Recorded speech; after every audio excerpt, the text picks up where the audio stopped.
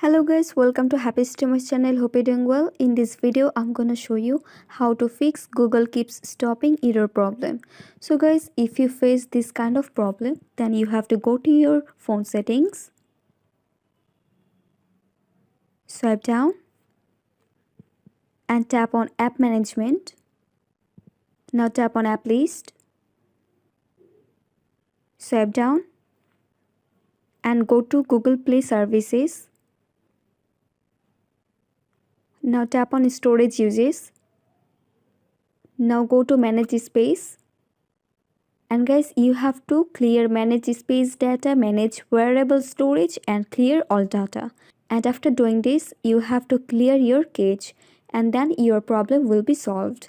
So guys, that's it. That's how you can do it. So guys, I hope this video was helpful to you. If it was, then please give a thumbs up and hit the subscribe button. And thanks for watching the video.